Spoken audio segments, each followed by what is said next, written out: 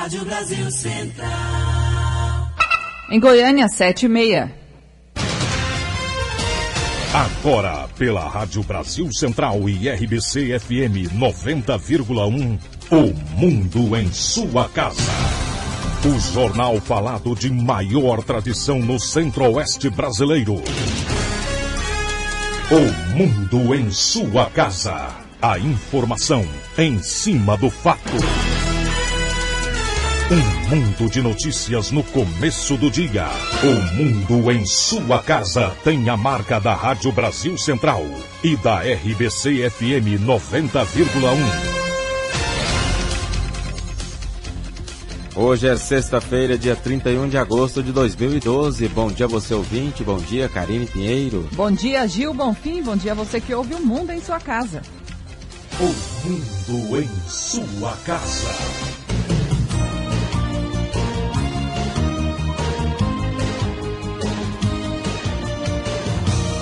Confira os destaques do Mundo em Sua Casa de hoje. Governo prevê salário mínimo de R$ 670 para 2013. Dilma pede explicações de ministras em bilhete. Ministros do STF condenam 5 réus pelos desvios no Banco do Brasil e na Câmara. Senador diz que maioria dos repasses à Delta veio de partidos governistas. E o prefeitável de Aparecida de Goiânia, Alberico Ataíde, é o nosso entrevistado de hoje. Esses e outros assuntos a partir de agora, 7h32. O Mundo em Sua Casa. Tempo e temperatura. A previsão do tempo para hoje em Goiânia é de céu parcialmente nublado a claro, com névoa seca. A temperatura máxima pode chegar aos 32 graus. E a umidade relativa do ar fica entre 70% e 20%. Neste momento, os termômetros marcam 21 graus em Goiânia. 7h32. O Mundo em Sua Casa. Manchetes dos jornais brasileiros. O Globo, a hora do mensalão, empréstimos ao PT eram fictícios, diz relator. Folha de São Paulo, mensalão, julgamento. João Paulo sofre nova condenação e abandona a eleição. O estado de São Paulo, pressionado pelo PT, João Paulo Cunha desiste de concorrer em Osasco. Correio Brasiliense, orçamento prevê 30% de aumento a militares. Valor econômico, licenças de mineração estão suspensas até o novo código. Estado de Minas, prorrogação do IPI reduzido não garante carro novo. Jornal do Comércio, Universidade Federal do Pernambuco terá 870 vagas de cotas. 0 hora, nova regra da escolha a pacientes terminais. Resolução do Conselho Federal de Medicina permite que doente registre no prontuário o tipo de tratamento a que aceita ser submetido. Brasil Econômico, orçamento reserva 15 bilhões de reais para aquecer a atividade econômica. O popular condenado João Paulo Cunha renuncia à candidatura. Diário da Manhã, o direito de morrer. Conselho Federal de Medicina divulgou resolução na qual prevê que pacientes terão o direito de isentar profissionais da saúde de cuidados médicos. 7h34. O Mundo em Sua Casa. A política em Goiás. Em época de eleição, vereadores e deputados deixam de lado os trabalhos de plenário. Aqui em Goiânia, a mesa diretora ameaça faltosos. Ela fala até em perda de mandato. Apesar dos esforços da mesa diretora, a sessão desta quinta-feira foi encerrada na Câmara Municipal de Goiânia por falta de quórum. O problema, que já existia nos primeiros meses do ano, se intensificou em agosto por causa da campanha eleitoral. Das 14 sessões realizadas esse mês, o vereador Djalma Araújo, do PT, faltou 12 vezes. Durante todo o ano, ele esteve ausente a 32 sessões, 6 delas com apresentação de justificativa. O vereador com maior número de faltas, no entanto, é Luciano Pedroso, do PSB. Foram 35 faltas, mas todas com justificativa. De acordo com o presidente da Câmara, Irã Saraiva, do PMDB, é impossível cortar parte do subsídio dos gazeteiros. Mas ele lembra que quem faltar a 1/3 das sessões anuais pode perder o mandato. Não há como punir a ausência com aquilo que é muito importante, a parte sensível do corpo humano, que é o bolso. Quer dizer, nós não podemos fazer corte. Não há como, a Constituição não permite.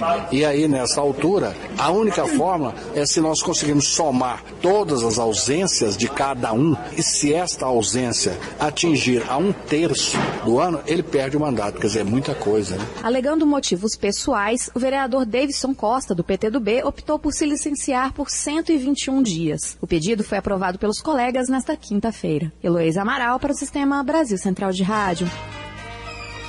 E na Assembleia Legislativa, a novela também se repete. Os deputados que não estão disputando a prefeitura visitam as bases. Ontem não houve sessão na Assembleia Legislativa por falta de quórum. Muitos deputados estão engajados na campanha, enquanto outros aproveitam para intensificar seu trabalho parlamentar dos municípios. No dia de ontem, por exemplo, o presidente da Comissão da Criança e do Adolescente, deputado Carlos Antônio do PSC, visitou os municípios de Inhumas, Americano do Brasil e Adelândia, quando promoveu reuniões com conselheiros tutelares e com as participações de prefeitos, vereadores e representantes da comunidade. A comissão fez um levantamento da situação dos conselhos tutelares em todo o estado e chegou à conclusão que quase todos eles são deficitários. Entretanto, 20 deles acabam de receber veículos novos doados pelo governo do estado. O deputado Carlos Antônio diz o que eles vão representar para esses conselhos que foram beneficiados. É a primeira vez na história de Goiás que o governador acaba dando um benefício tão importante, que é um veículo para 20 municípios, ou seja, 20 conselhos tutelares estão sendo contemplados. E essa é a bandeirada de largada. É claro que muitos outros necessitam, mas com o tempo, pelo menos, tenta-se chegar lá. Existe um compromisso do governador de mais 20 veículos, ou seja, só aqueles municípios extremamente carentes. E nós estamos indo visitar em loco, vendo a situação, e os critérios são extremamente rigorosos para que esse benefício chegue ao município. Deputado, como é que se trabalha um conselho tutelar sem veículo? Para se ter uma ideia, existe município em que o conselho tutelar trabalha com a bicicleta e que o distrito em que esse conselho tutelar atende está a 17 quilômetros da sede. E as pessoas sabedoras de que o veículo de locomoção é uma bicicleta, passa trote.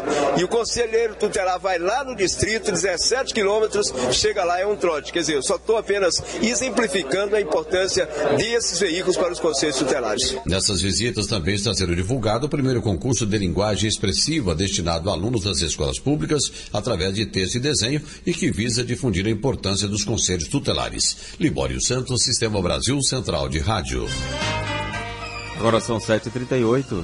Divulgada ontem à noite a primeira pesquisa Ibope, encomendada pela TV Anhanguera, da intenção de votos para prefeito de Goiânia. O atual prefeito Paulo Garcia aparece em primeiro lugar com 34% das intenções de voto. Jovair Arantes em segundo com 8%. Em seguida vem Elias Júnior com 7%. Isaura Lemos tem 6%. Cineison Silveira aparece com 3% das intenções de voto. Professor Pantaleão com 2% e José Neto com 1%. O candidato Rubens Donizete, do PSTU, aparece na lista dos candidatos a prefeito apresentada para os eleitores, mas não foi citado por nenhum entrevistado. Dos eleitores entrevistados, 20% disseram que votariam nulo ou em branco, enquanto 18% deles não souberam responder à pesquisa. A pesquisa foi realizada em Goiânia entre os dias 27 a 29 de agosto, com margem de erro de 4 pontos percentuais para mais ou para menos e registrada no Tribunal Regional Eleitoral de Goiás. O juiz do Tribunal Regional Eleitoral de Goiás, responsável pela fiscalização de propagandas, Enion Arthur Fleury de Lemos, enviou ofício aos 29 partidos alertando sobre atos que podem perturbar o sossego público. Nós fizemos uma recomendação às coligações para que obedeçam os horários recomendados de carro de som, de carreatas e que evitem também de carros de som ficarem parados em determinados locais da cidade, para não perturbar o sossego público e também para que o eleitor possa passar esse período eleitoral com maior tranquilidade. Que quanto mais nós nos aproximamos das eleições, parece que os candidatos ficam mais afoitos em busca do voto. E eu acho que esse momento que o candidato fica afoito em busca do voto, ele faz afugentar o eleitor. Alguns eleitores consideram que a cidade está mais limpa que em pleitos anteriores. Esta também é a opinião da estagiária Natasha de Albuquerque. A eleição passada, a cidade estava muito poluída, mas eu acho que esse ano a gente teve uma pequena melhora, mas ainda há muita poluição. Eu vejo carros de som o tempo todo passando e às vezes desrespeitando até o horário. Para fiscalizar a capital, a Justiça Eleitoral conta com 8 equipes que percorrem as ruas e observam a campanha em muros, carros com som alto, outdoor, entre outros. Wilton Vieira para o Sistema Brasil Central de Rádio. 7h40. E o candidato José Neto, do PPL, participou ontem de um debate na Casa da Juventude. O candidato José Neto participou nesta quinta-feira do debate realizado pela Casa da Juventude, no projeto A Juventude Quer Viver. O candidato à Prefeitura de Goiânia fez um balanço da campanha até agora. Bem, a campanha para nós ela está muito boa, muito magnífica, até porque somos novos, temos pouco tempo de TV, é um partido novo, um candidato que nunca foi candidato, enfrentando esses tubarões que já estão na política aí 30, 40 anos, já foram candidatos, tem mandato, tem estrutura, tem grupos por trás, então nós representamos mesmo o povo, é uma campanha que representa o povo e que o povo está aceitando. Onde a gente tem passado, assim, a aceitação é muito grande e muito boa. O encontro com jovens, a maioria eleitores, reuniu os outros candidatos. José Neto do PPL falou sobre a discussão promovida pela juventude. Magnífico, até porque temos que parar de tratar nossos jovens como pessoas com menos idade e ociosas. Pelo contrário, são gente que quer produzir e que está faltando oportunidade. E o Estado tem esse papel de oferecer essa oportunidade. Yara Galvão para o Sistema Brasil Central de Rádio. 7h41. O mundo em sua casa. Sistema Brasil Central de Rádio, de olho no voto. Vamos à agenda dos candidatos à Prefeitura de Goiânia. Cimeison Silveira, do PSC, será sabatinado a partir das 9 horas por representantes do setor turístico. Às 10h30 faz caminhada na Vila Nova. Às 13h30 a caminhada vai ser do Celina Park. E às 7 da noite tem reunião com moradores do Parque Amendoeiras. Jovaí Arantes, do PTB, faz caminhada na Vila São José a partir das 9 horas. Às 10h30 visita galerias da Rua 44, no setor norte ferroviário. Às 4 horas visita a empresa no setor Santa Genoveva e às 5 da tarde faz caminhada no Parque Ateneu. Às 7 da noite participa de reunião em Aparecida de Goiânia com o prefeito de São Paulo, Gilberto Kassab, que visita hoje o estado. E às 9 horas da noite participa do lançamento de candidato a vereador na Vila Pedroso. Isaura Lemos, do PCdoB, às 10 horas tem reunião com apoiadores de campanha. Às 3 da tarde faz caminhada no bairro de Campinas e às 7 da noite participa de reunião com candidata a vereadora da chapa no Parque Tremendão. O candidato José Neto, do PPL, pela manhã grava para o programa eleitoral e às 4 da tarde faz caminhada no centro. O candidato Reinaldo Pantaleão, do PSOL, grava propaganda eleitoral pela manhã. Às 2 da tarde tem reunião com trabalhadores da CELG, Saneago, e às 8 da noite vai à inauguração da sede do sindicato. O candidato Rubens Donizete, do PSTU, pela manhã grava para propaganda eleitoral e às 8 da noite participa de inauguração de sindicato. O candidato Paulo Garcia visita neste momento a empresa no Jardim América. Às 9 horas percorre um camelódromo no setor norte ferroviário. Às 6 da tarde tem reunião com religiosos e às 8 da noite participa do lançamento do comitê de candidato a vereador. Às 9 se reúne com empresários na Vila Maria Rosa. E o prefeitável Elias Júnior, do PMN, da coligação Mobilização Popular, não divulgou a agenda. E daqui a pouquinho você confere a entrevista com o candidato à Prefeitura de Aparecida de Goiânia pelo PSOL, Alberico Ataíde. Já já. 7h44. O mundo em sua casa tem a marca da Rádio Brasil Central e da RBC FM 90,1.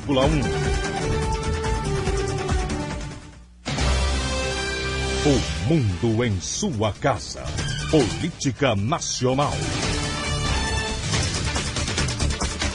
Governo prevê salário mínimo de R$ 670 para 2013. Na proposta de orçamento enviada nesta quinta-feira ao Congresso, o governo prevê para 2013 salário mínimo de R$ 670,95. Um reajuste de 7,9%.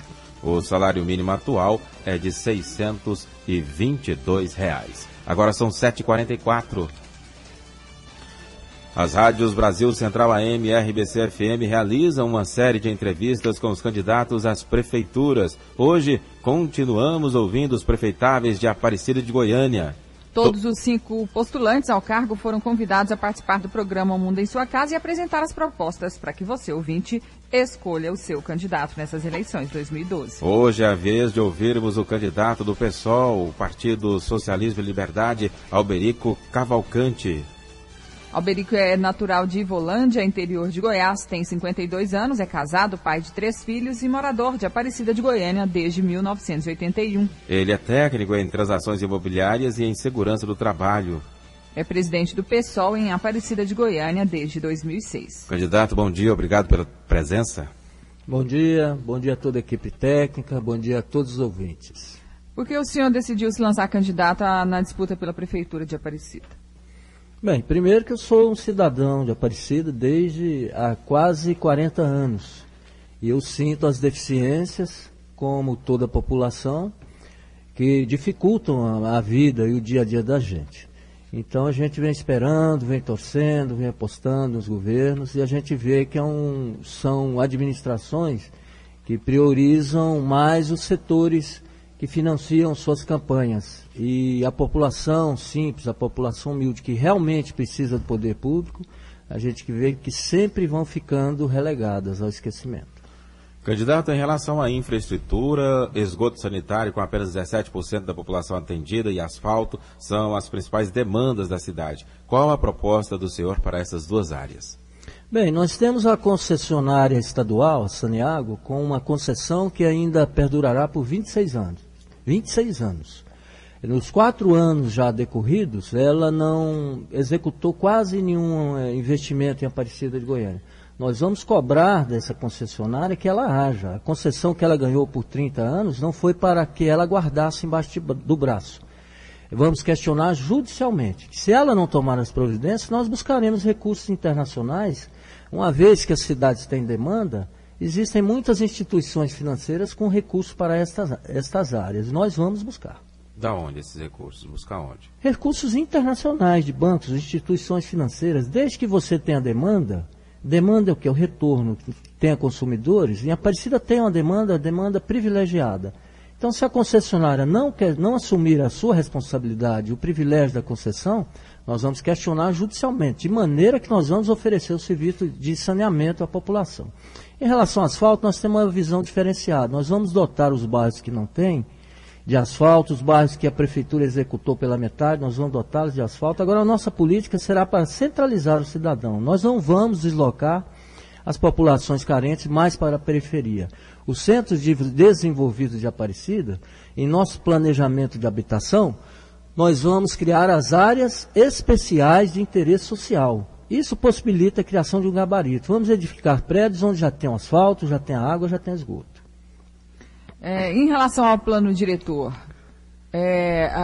o senhor pretende cumprir o plano diretor, mudar alguma coisa em relação à infraestrutura da cidade? O plano diretor é um plano, ele é um plano de um bom nível. Ele precisa de atualização no que diz respeito às áreas. Ele está muito desatualizado. O que hoje é a área de baixa densidade já seria, em alguns lugares, já seria a área de média densidade.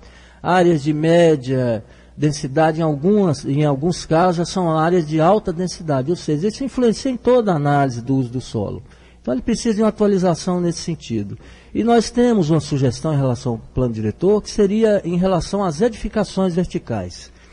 É um conceito de urbanismo, você não edificar as torres de prédios, uma muito próxima à outra, porque isso dificulta a circulação de ar e a penetração da luminosidade, o que gera até prejuízo para a saúde. Então, nós queremos acrescentar isso no plano diretor, um recuo mínimo de uma torre para a outra. Aliás, na região que faz limite com Goiânia, pela característica urbana, é possível avaliar, segundo a população, qual lado pertence à Aparecida pela pobreza. Como o senhor pretende mudar essa realidade? Aparecida é uma cidade que tem um povo valoroso, que acreditou na cidade, um povo que luta, um povo que, apesar do sofrimento, tem persistido, tem tocado sua vida e crescido. Ela é uma cidade que tem um conceito de cidade periférica, nós queremos transformar isso. Aparecida tem tudo para ser uma grande cidade, não do interior de Goiás, como diz, uma grande cidade do estado de Goiás. Vamos melhorar a autoestima da população. No nosso planejamento de dotar os centros desenvolvidos hoje de Aparecida de tudo que possa faltar para que o cidadão tenha tudo na sua região, nós queremos criar cidades dentro de Aparecida. Não queremos ficar... A maneira desordenada como a Aparecida foi criada, criou bolsões de desabitação, bolsões vagos. Nós temos Vila Brasília, Santa Luzia, Garavela, Tiradentes, Centro Histórico, Papilon, regiões bem desenvolvidas. Mas temos entre esses centros regiões desabitadas. Então nós vamos dotar essas regiões já desenvolvidas de tudo que possa faltar para que o cidadão desenvolva o seu dia a dia, sua rotina, na área administrativa, na área de esporte, na área de saúde, Vamos interligar esses centros de transporte, de maneira que o cidadão conviva na sua região e não tenha necessidade de estar se deslocando. Isso com a participação da população. Nós queremos envolver a população nisso. E queremos, com a nossa administração, em pouco tempo, colocar a Aparecida onde ela merece e elevar a autoestima da população, que hoje anda muito baixo. E em busca de oportunidade de emprego, muitas vezes os moradores de Aparecida vêm para Goiânia para trabalhar, né? Qual que é a proposta que o senhor tem para melhorar a economia local, o desenvolvimento da economia e a criação de empregos em Aparecida? Olha, nós temos alguns pontos. Nós queremos desenvolver os jovens, que é um nativo virtual, queremos criar a indústria da computação em Aparecida. Todos os jovens serão convidados a se dedicarem a criar softwares. Aparecida pode se tornar a capital brasileira do software.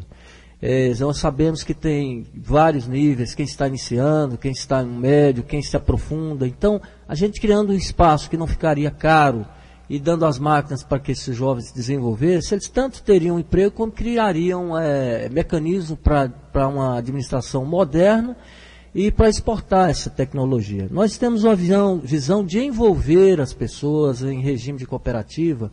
A construção civil, ela tem grande número da população de Aparecida que trabalha nessa área. Nós queremos criar a cooperativa. No nosso plano habitacional, eu atuo nessa área, sou um pequeno empresário da área de construção, já construí em torno de 500 casas em Aparecida, com o governo federal, né, recurso do governo federal.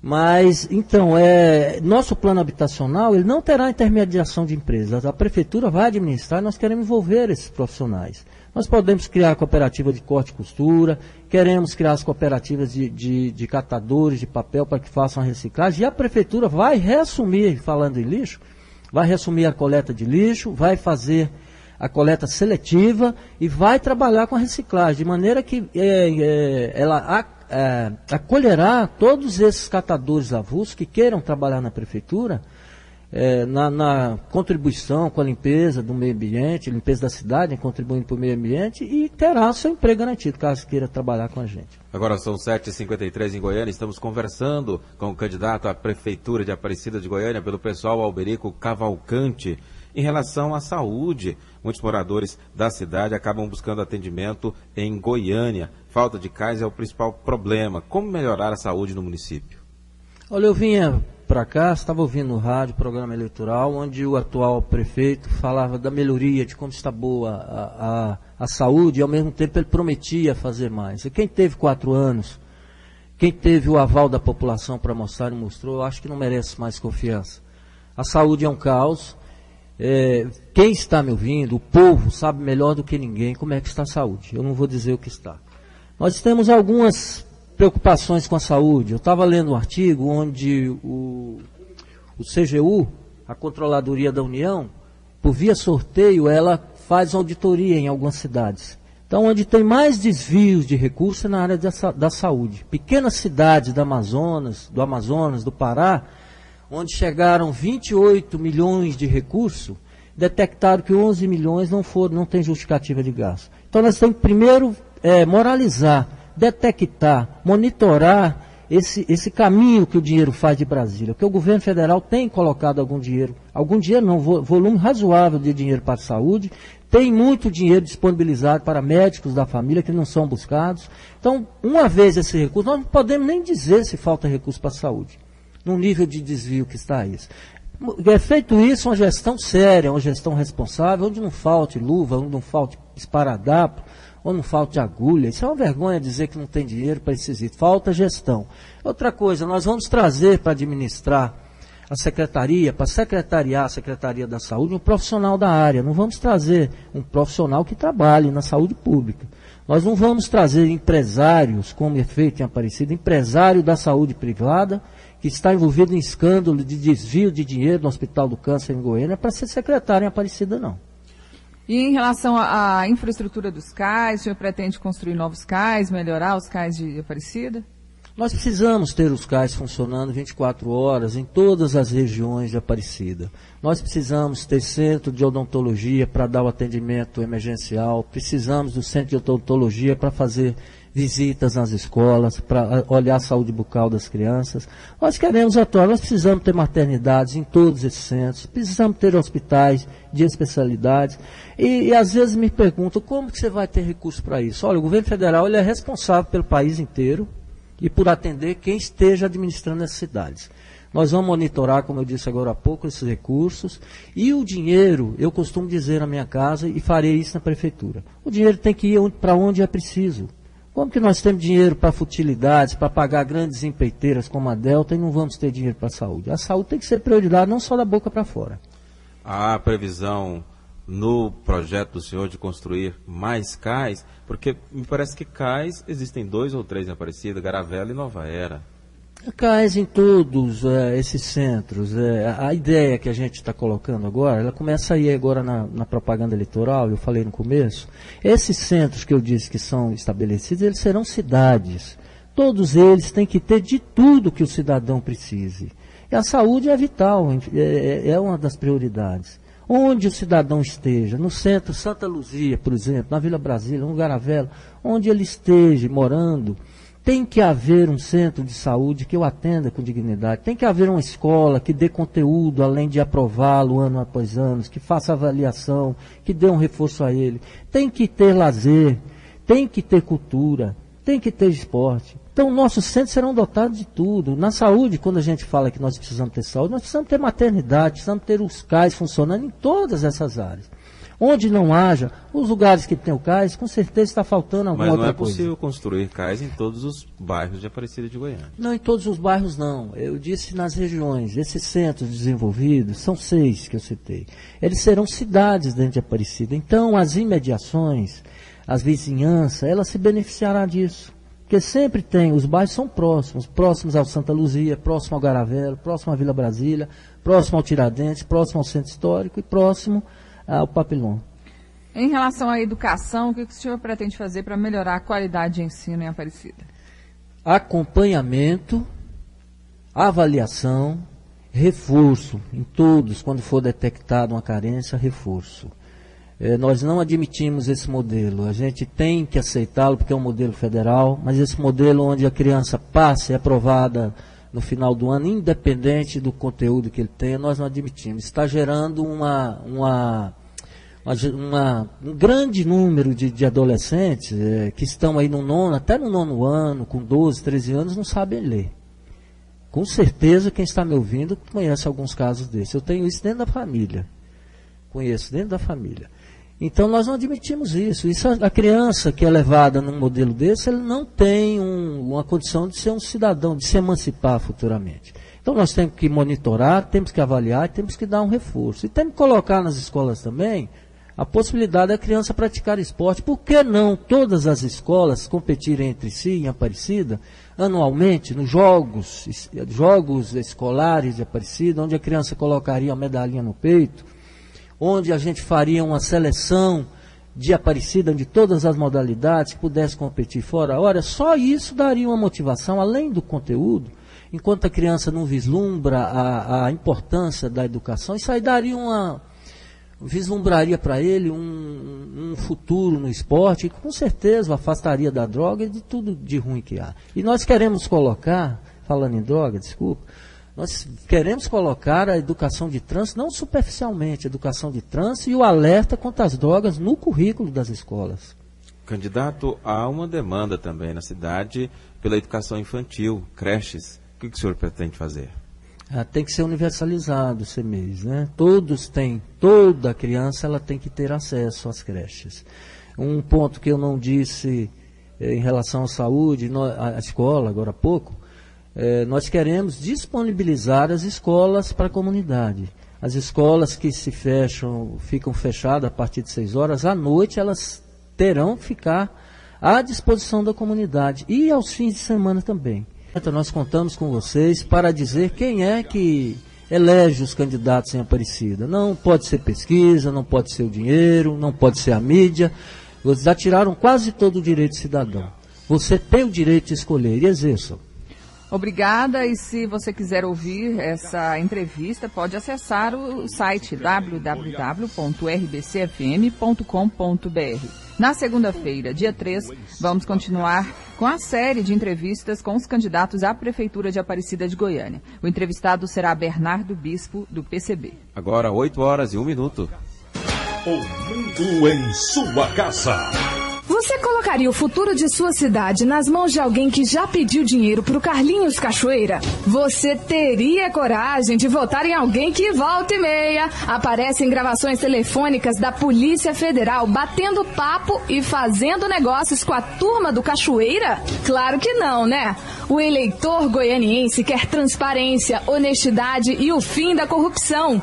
Amigo do Cachoeira, não! Coligação Goiânia Cidade Sustentável. O mundo em sua casa. Política nacional. Dilma pede explicações de ministras em bilhete. As negociações desta quarta-feira na Comissão Mista do Congresso que analisa a medida provisória do Código Florestal desagradaram a presidente Dilma Rousseff. Ontem, né? Ela cobrou explicações de 2 ministras. Os parlamentares decidiram que as margens dos rios temporários, aqueles que secam durante uma época do ano, devem sim ser recuperadas. Mas uma alteração reduziu a faixa de proteção nas margens de rios, que passam por propriedades médias e grandes. O texto original era mais rígido com os produtores. Em uma foto da Agência Estado é possível ver um bilhete da presidente, supostamente para as ministras Isabela Teixeira, do Meio Ambiente, e Deli Salvati, de Relações Institucionais. A mensagem é: por que os jornais estão dizendo que houve um acordo ontem no Congresso sobre o Código Florestal? Eu não sei de nada. No fim da tarde, uma nota da Secretaria de Relações Institucionais informou que a aprovação da medida provisória não teve a concordância do governo federal. Segundo a secretaria, todos precisam recuperar as áreas de preservação e quem tem mais terras deve recuperar mais. Os ministros do Supremo Tribunal Federal concluíram a análise do primeiro item do julgamento do mensalão e condenaram 5 réus pelos desvios no Banco do Brasil e na Câmara. O voto do presidente do Supremo foi decisivo para a condenação do deputado João Paulo Cunha por lavagem de dinheiro. O ministro Aires Brito, presidente do Supremo Tribunal Federal, votou com o relator e condenou todos os 5 réus. Para o ministro, as provas apresentadas pelo Ministério Público comprovam a existência de crimes. A primeira fase dos votos tratou do desvio de dinheiro público na Câmara dos Deputados e do Banco do Brasil para o grupo de Marcos Valério. A maioria dos ministros votou pela condenação dos réus por corrupção ativa e passiva, peculato e lavagem de dinheiro. Os ministros podem mudar o voto até o fim do julgamento, mas é improvável que isso ocorra. O resultado parcial foi proclamado pelo presidente da Corte, ministro Carlos Aires Brito. A leitura permite ao magistrado concluir pela comprovação dos delitos contra a administração pública cometidos pelos denunciados Marcos Valério, Cristiano Paes, Ramon Rolebar, Henrique Pisolato e João Paulo Cunha. Ficam comprovadas a materialidade e a autoria do delito de lavagem de dinheiro por parte dos réus Henrique Pisolato e João Paulo Cunha. A segunda rodada do julgamento do mensalão tratou das acusações de Cátia Rabelo, João Roberto Salgado, Vinícius Samarani e Ayana Tenório. Todos faziam parte da diretoria do Banco Rural e são acusados neste item de gestão fraudulenta por permitirem que os acusados no esquema movimentassem milhões de forma suspeita sem notificar o Banco Central. O ministro e relator do processo do mensalão, Joaquim Barbosa, explicou como funcionava o esquema. Que o Banco Rural não observava sequer as exigências normativas relativas aos cadastros de seus clientes. Não cumpria as prescrições do Banco Central que eu venho de alinhar. Deixando de verificar, por exemplo, a capacidade financeira das pessoas jurídicas ligadas a Marcos Valério por ocasião da concessão e das sucessivas renovações dos empréstimos formalmente contraídos por essas sociedades junto àquela instituição financeira. Em 2007, o STF aceitou denúncia contra os 40 suspeitos de envolvimento no suposto esquema denunciado em 2005 pelo então deputado federal Roberto Jefferson, do PTB, e que ficou conhecido como mensalão. Segundo ele, parlamentares da base aliada recebiam pagamentos periódicos para votar de acordo com os interesses do governo Luiz Inácio Lula da Silva. De Brasília, Ronaldo Berwanger. E depois de receber nesta quinta mais uma condenação do STF, desta vez por lavagem de dinheiro, o deputado João Paulo Cunha do PT renunciou à candidatura a prefeito de Osasco e foi obrigado a aceitar o vice da chapa, Jorge Lapas, como seu substituto. Sofreu uma derrota em seu próprio partido. Abatido, o deputado disse a correligionários em reuniões ao longo do dia que foi injustiçado pelo Supremo Tribunal Federal, vítima do que o PT chama de farsa do mensalão, e admitiu não ter condições de levar adiante a candidatura. A Justiça Federal em Marabá, sudoeste do Pará, aceitou denúncias propostas pelo Ministério Público Federal contra 2 militares por crimes cometidos durante a guerrilha do Araguaia. De acordo com o Ministério Público Federal, o coronel Sebastião Curió Rodrigues de Moura e o major Lício Augusto Maciel, ambos da reserva do Exército, são acusados de sequestro. De acordo com a denúncia, o coronel teria sequestrado 5 militantes capturados durante a repressão à guerrilha do Araguaia na década de 70. Os 5 nunca foram encontrados. Quanto ao major Lício Maciel, a denúncia afirma que o militar teria sequestrado um homem durante uma emboscada no dia 14 de outubro de 1973. Os outros 3 guerrilheiros foram executados na ação, enquanto a vítima do sequestro foi levada com vida para a base militar da Casa Azul em Marabá. O homem nunca mais foi visto. Com base em informações da assessoria técnica da Comissão Parlamentar de Inquérito do Cachoeiro, o senador Álvaro Dias, do PSDB do Paraná, destacou que a empresa Delta teve um faturamento de aproximadamente 9 bilhões de reais entre 2002 e 2012 e que cerca de 87% desse valor teve origem em repasses de órgãos públicos administrados por partidos que apoiam o governo federal. De acordo com o senador, 10,9% dos repasses estariam relacionados a partidos da oposição, dos quais 6,7% seriam órgãos administrados pelo PSDB. Um dos principais alvos das investigações da CPI do Cachoeira, a empresa Delta, possui contratos com o governo federal. Era responsável por boa parte das obras do PAC e também com diversos governos estaduais. 8:08. O mundo em sua casa. Se a sua empresa busca reconhecimento, anuncie em uma emissora de credibilidade. Rádio Brasil Central 1270, AM, ondas curtas e tropicais. A certeza de resultado. Qualidade com alcance em todo o território nacional. Ligue 3201-7686. Rádio Brasil Central. Comunicando com o mundo. O mundo em sua casa. Um mundo de notícias no começo do dia. Policiais militares apreenderam no Jardim Olímpico, em Aparecida de Goiânia, um adolescente de 16 anos com um revólver calibre 38 e 21 porções de crack. E a polícia continua ouvindo os supostos envolvidos no caso Valério. Ontem foi a vez do presidente do Atlético, Valdivino de Oliveira, prestar depoimento. A suspeita do envolvimento de pessoas do Atlético Clube Goianiense no assassinato de Valério Luiz foi pelo motivo da proibição da entrada do cronista esportivo no clube, que fazia críticas consideradas agressivas pela presidência. O ex-presidente Maurício Sampaio já falou com a polícia e forneceu informações para investigações. Valdivino Oliveira disse que vai colaborar com a polícia no que for preciso. Se for atleta, comissão técnica, diretores, qualquer um que a polícia desejar, o clube vai favorecer. O Atlético tem todo o interesse de que a questão seja esclarecida, até mesmo porque envolveram muito o nome do Atlético nessa circunstância, e a gente espera que, ao elucidar o crime, possa provar mais uma vez que o nosso clube, que o Atlético é uma instituição tradicional do Estado, não tem nada a ver com isso. Para o presidente do Atlético, o envolvimento do nome do clube no crime trouxe transtornos. Desde o primeiro momento em que houve o assassinato, independentemente de qualquer busca da polícia, de qualquer coisa, já haviam denúncias de que poderia ser o Atlético, porque nós havíamos, naquele momento, tido esse problema de relacionamento com a Rádio 820 e com a TV, com a PUC, né? A PUC TV, aliás, até da minha casa, eu também trabalho na universidade. Então, muito antes de qualquer sindicância da polícia, muito antes de qualquer investigação, começaram a envolver o nome do clube. Isso é ruim para o clube.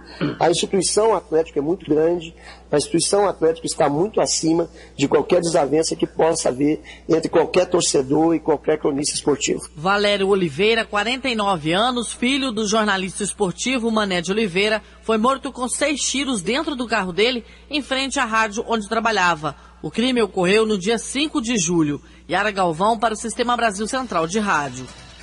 8h11. E a população enfrentou longas filas para registrar ocorrências na volta ao trabalho dos policiais civis. Distribuir senhas foi a forma encontrada para atender a todos os que procuraram a Delegacia Estadual de Furtos e Roubos de Veículos Automotores no primeiro dia após o fim da greve dos policiais civis e escrivães. O retorno às atividades após 50 dias de paralisação trouxe para muitos a esperança de encontrar o veículo roubado, como é o caso do vendedor José Antônio Calisto, que teve uma caminhonete S10 furtada no início do mês e que só ontem conseguiu registrar a ocorrência. Uai, desde o dia 18 até hoje vem todo dia vem aqui. Mais de 15 dias, todo dia, né? 15 dias. Tô na esperança, tô com a senha 44. Como só estavam sendo realizados flagrantes, ainda não há um número oficial. Mas a projeção é de que mais de 500 ocorrências de furtos ou roubos de veículos tenham deixado de ser registradas durante a paralisação. E mesmo com o empenho de todos, segundo o adjunto da Delegacia de Veículos, delegado Wilton Marquezine, serão necessários mais de 2 meses para que as ocorrências sejam colocadas em dia. Triplicado, nós já estamos com um ano de 90 dias botar a casa em dia. 90 dias no máximo. Também nesta quinta-feira, as delegacias de Goiás voltaram a investigar os inquéritos que estavam parados. E a previsão é de que tudo seja normalizado em 60 dias. Aulus Rincon para o Sistema Brasil Central de Rádio. 8h12. O EG e o UFG opinam sobre a aprovação da lei de cotas em universidades. As universidades federais têm 4 anos para se adequarem à nova lei. A reitora em exercício da Universidade Estadual de Goiás, Eliana Maria França Carneiro, afirma que a mudança apresenta aspectos preocupantes. Eu, pessoalmente, acho que se de um lado ela tem vantagens, porque democratiza o acesso à universidade, por outro, eu me preocupo com 2 questões. Uma é que não permite que as universidades, elas mesmas, definem essa questão das cotas, que faz parte da autonomia universitária, dentro da sua própria realidade. Segunda preocupação, eu acho que essa lei poderá levar a acomodação cada vez maior do Ministério da Educação com o não compromisso com a educação básica. Desde 2005, a UEG destina 45% de suas vagas para alunos de escolas públicas. A reitora interina da UEG, Eliana Maria França Carneiro, afirma que na universidade as cotas estão sendo rediscutidas. A UEG ainda não colocou em pauta, mas está fazendo uma série de estudos, não para abolir as cotas, mas provavelmente para redefinir internamente os percentuais. O coordenador-geral do Diretório Central dos Estudantes da Universidade Federal de Goiás, Flávio Batista, afirma que a nova lei é uma vitória dos movimentos sociais. Para nós, portanto, isso é um avanço. Um avanço no sentido de dizer que existe um problema, portanto, um projeto educacional no Brasil.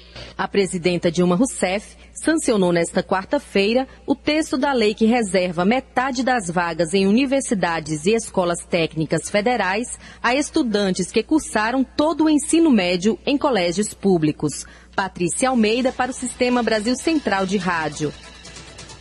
8h14. A Polícia Rodoviária Federal apreendeu na BR-153, em Porangatu, no norte de Goiás, cerca de 39 metros cúbicos de madeira que estavam sendo transportadas de forma ilegal. De acordo com o inspetor Cristóvão Gomes, na carga de 40 toneladas estavam tábuas das espécies Timborana e Itaúba.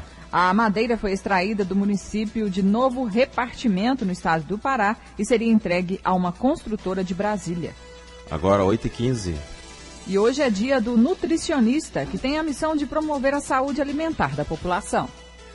Planejar programas de alimentação, preparar dietas e cardápios, supervisionar a produção de alimentos e cozinhas nas indústrias e restaurantes, além de acompanhar a reeducação alimentar de atletas, são atividades desenvolvidas pelo profissional nutricionista. Um dos desafios atuais deste profissional é combater a obesidade, que tornou-se uma epidemia em todo o mundo, explica a nutricionista e coordenadora de vigilância nutricional Maria Janaína Cavalcante Nunes. A pessoa deve se lembrar que quando ela obtém peso a mais, que é recomendado, então está com excesso de peso, com obesidade, isso não acontece da noite para o dia. E para reverter a situação, é necessário sim passar por um tratamento detalhado, muitas vezes requer outros profissionais que não são nutricionistas. Maria Janaína ressalta que cada vez mais cedo crianças se tornam obesas e, como consequência, adquirem doenças e, o pior, sofrem com a baixa autoestima. Mas ela diz que o grande exemplo são os pais. Crianças não obtêm seu próprio alimento, muitas vezes não fazem escolha do que consumir. Então, vem do comportamento dos próprios pais. A necessidade, então, desses pais terem noção do que é uma alimentação saudável e tentar ofertar para os seus filhos.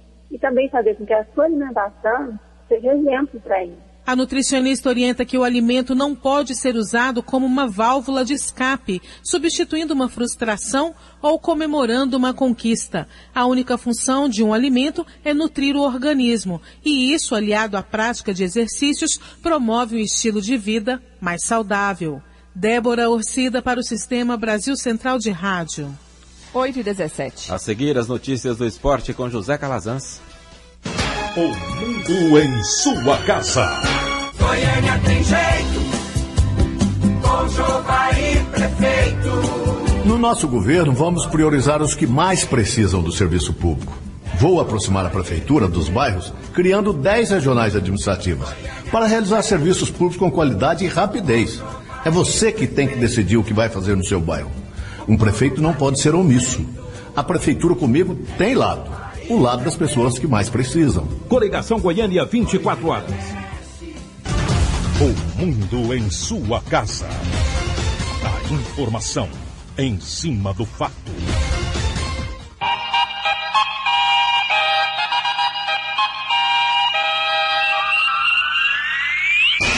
O mundo em sua casa.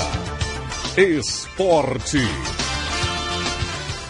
Bom dia, começa hoje com 3 jogos a 21ª rodada do Brasileiro da Série B. Às 19h30 tem Boa Esporte e Guarani, e Criciúma e Bragantino. Às 21 horas, Grêmio, Barueri e Asa. Amanhã outras 7 partidas fecham a rodada. Ceará e Guaratinguetá, Ipatinga e Atlético Paranaense, Joinville e ABC, América de Natal e Vitória, São Caetano e Avaí, CRB e América Mineiro. E em Curitiba, o Goiás, atualmente no G4, grupo dos 4 primeiros, quer melhorar sua posição na tabela. O time alviverde venceu na rodada passada o América de Natal por 1-0, tem 36 pontos, joga contra o Paraná Clube, que é 11º, com 27 pontos.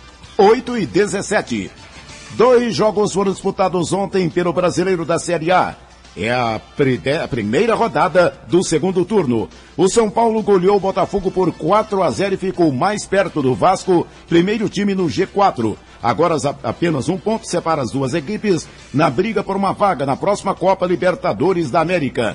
Em Recife, Sport e Flamengo empataram em 1-1. O resultado foi ruim para o Flamengo, que espera terminar o Campeonato Brasileiro entre os 4 primeiros. Para o Sport, o empate pode ser considerado bom, já que os pernambucanos subiram para a 18ª posição, superando o Atlético Goianiense nos critérios de desempate. Ambas as equipes têm 16 pontos.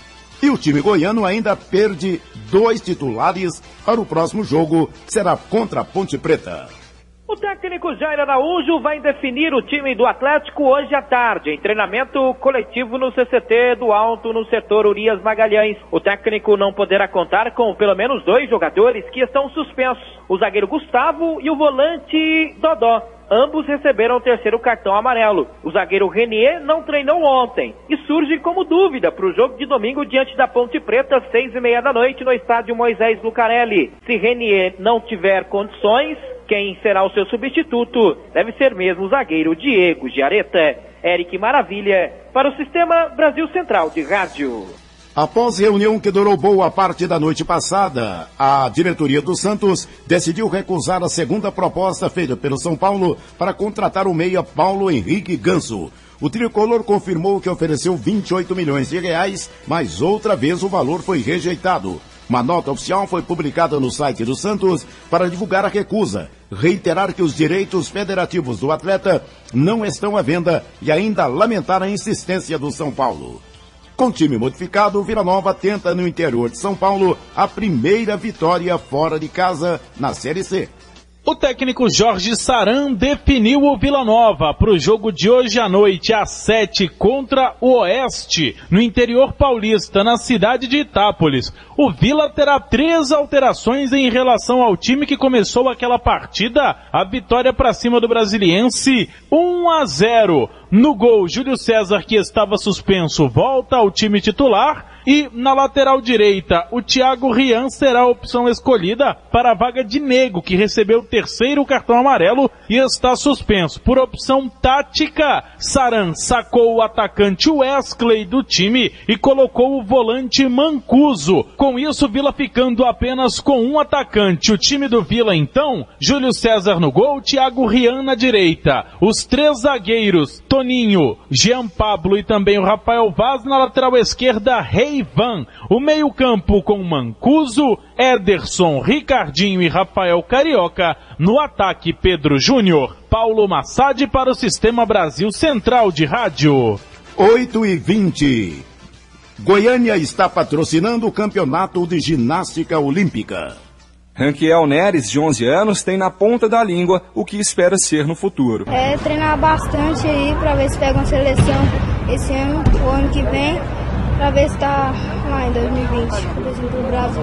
Já Aldo Gonçalo, de 14 anos, diz que treina pesado para um dia chegar nas Olimpíadas. É bem pesado, de segunda a sábado, 2 a 7, dedicação total. Apesar da pouca idade, os 2 atletas são promessas da ginástica brasileira. Eles estão em Goiânia para participar do Campeonato Brasileiro e da segunda etapa do Circuito Caixa de Ginástica Artística e Rítmica. Além dos jovens atletas, ginastas consagrados, como o campeão olímpico Arthur Zanetti, Daniel Hipólito e Jade Barbosa, também vão participar das competições.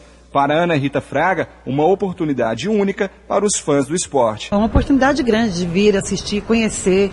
Nós temos escolas de ginástica aqui que tem vagas de graça, que as pessoas podem vir conhecer o trabalho que nós fazemos e trazer as crianças. Então, oportunidade única. Medalhista olímpico, com medalha aqui para todo mundo ver. O campeonato vai até domingo no ginásio Goiânia Arena. A entrada é de graça. Paulo Henrique Santos para o Sistema Brasil Central de Rádio. Às 8h21 do esporte é o que há. Obrigado, José Calazans. O mundo em sua casa. O governo de Goiás diagnosticou os principais problemas dos hospitais estaduais e encontrou um remédio eficaz. A administração por organizações sociais, as OSs. No HGG, as cirurgias e exames realizados aumentaram e não faltam mais materiais e medicamentos. Já no Hugo, os leitos de UTI subiram de 44 para 60. Com diagnóstico preciso e tratamento eficiente, o governo de Goiás está mudando a cara da saúde. SUS, Secretaria de Estado de Saúde e Governo de Goiás. O mundo em sua casa. Um mundo de notícias no começo do dia.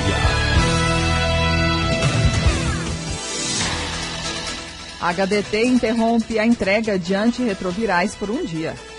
O Ministério da Saúde realiza nesta sexta-feira o balanço anual nos estoques de antirretrovirais em todo o país. O medicamento faz parte do esquema terapêutico para pacientes com AIDS e volta a ser disponibilizado na próxima segunda-feira, como explica o médico infectologista Boaventura Braz de Queiroz, diretor do Hospital de Doenças Tropicais de Goiânia. O que está acontecendo hoje é que o Ministério da Saúde vai interromper a distribuição de antirretrovirais. Avisou previamente, nós temos deixado isso aí já para todos os nossos usuários já pelo menos uns 10 dias, que nessa data será feito o balanço de todos os antirretrovirais para regular os estoques em nível nacional. Isso não vai acontecer só no estado de Goiás, como vai acontecer no resto do país. Em Goiás, o medicamento é distribuído pelo Sistema Único de Saúde, no HDT, no Hospital das Clínicas, na capital, e em alguns polos no interior. O médico Boaventura Braz esclarece que os antirretrovirais podem ser encontrados em algumas drogarias, mas o custo é muito alto. Esse esquema terapêutico, se for comprado no particular, ele fica no mínimo uns R$3.000 mensalmente. Então é praticamente inviável para 99,9% dos nossos pacientes portadores de AIDS. O Levantamento Nacional de Antirretrovirais vai garantir o controle de qualidade do medicamento e a situação dos estoques em todo o Brasil. Para pacientes internados, o fornecimento da medicação não será interrompido. Márcia Alves para o Sistema Brasil Central de Rádio. 8h25. Mesmo com todas as facilidades nas compras com cartão de crédito, as reclamações contra as administradoras aparecem constantemente nos rankings divulgados pelo Procon Goiás. As principais são em relação à falta de informação sobre taxas, cobranças indevidas, juros abusivos e, principalmente, dificuldade na negociação de dívidas, onde cerca de 60% de todas as tentativas de acordos realizadas pelo Núcleo de Renegociação de Dívidas do órgão se referem a débitos com cartões. Economista avalia a prorrogação da redução do IPI como medida pontual. A prorrogação do imposto sobre produtos industrializados tem prazos diferentes. Para automóveis, vai até outubro. Para material de construção, até o fim de 2013. E para a linha branca, até dezembro deste ano. O economista da Federação das Indústrias do Estado de Goiás, Cláudio Henrique, avalia que a medida mantém o comércio aquecido, principalmente em relação aos automóveis, que têm uma extensa linha de produção. Mas a medida é considerada insuficiente. É puxar o cobertor de forma a prover o que mais eminente se faz no momento. E o que o governo está fazendo é medidas pontuais relativas a uma cadeia produtiva grande, que é o produto, que é o veículo, de forma a permitir a manutenção de emprego e a permitir também o consumo. O economista avalia que as medidas são positivas, mas o governo deve ir além. Nós entendemos que seria salutar, seria ter planos de desenvolvimento estruturado de longo prazo, principalmente em inovação, de forma a garantir qualidade ao produto brasileiro e conquistar novos mercados. Mas o cenário atual exige medidas de forma a diminuir os efeitos do que está acontecendo lá fora na nossa economia interna. É isso que vem sendo feito. Não é só o Brasil que está passando por ajustes. Hoje, quase todas as atividades econômicas mundiais estão fazendo ajustes em função do que está acontecendo. A redução do IPI para automóveis nos 2 próximos meses deve gerar uma perda na arrecadação de cerca de 800 milhões de reais. Riva Cram para o Sistema Brasil Central de Rádio. 7h28.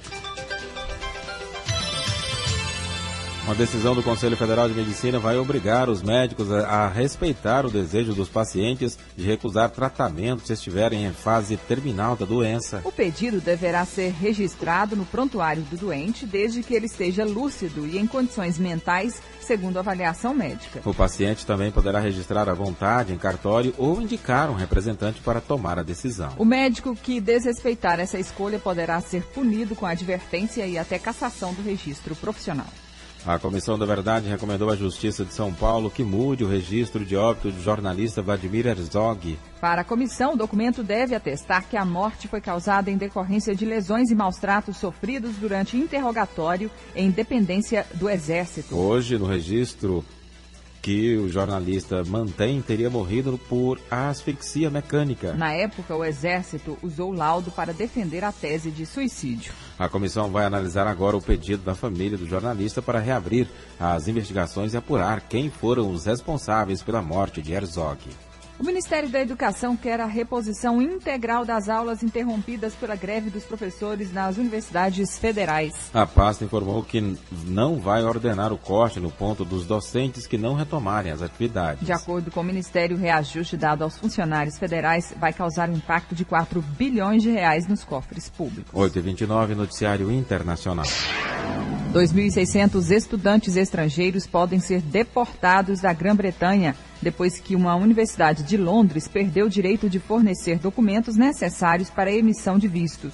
As autoridades afirmam que a Universidade Metropolitana de Londres não está acompanhando devidamente os alunos vindos de países fora da União Europeia. Faltam documentos que comprovem frequência nas aulas e fluência no inglês. A imigração britânica vem mudando a política de emissão de vistos após denúncias de que muitos estudantes não retornam a seus países de origem ou usam o documento apenas para entrar e trabalhar na Inglaterra. 8h30 e termina mais uma edição do Mundo em Sua Casa, que teve a apresentação de Karine Pinheiro e Gil Bonfim.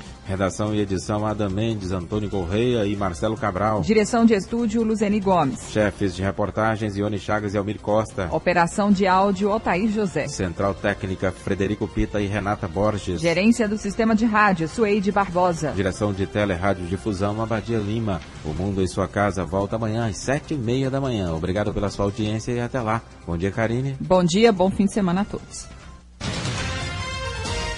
Este foi, pela Rádio Brasil Central e RBC FM 90,1, O Mundo em Sua Casa. O jornal falado de maior tradição no Centro-Oeste brasileiro. O Mundo em Sua Casa. A informação em cima do fato. Um mundo de notícias no começo do dia. O Mundo em Sua Casa voltará sempre com a marca da Rádio Brasil Central e da RBC FM 90,1.